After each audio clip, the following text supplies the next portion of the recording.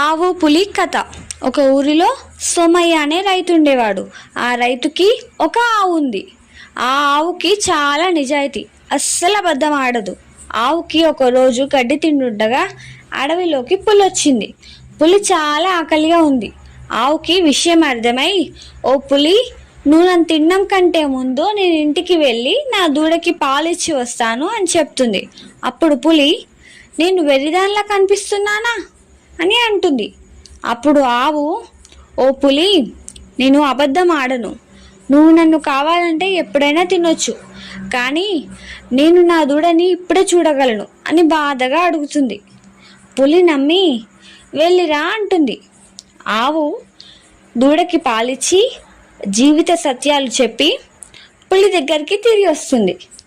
ఆవు నిజాయితీ మెచ్చి, పులి నీ దూడతో బతుకు అని చెప్పి వెళ్ళిపోతుంది.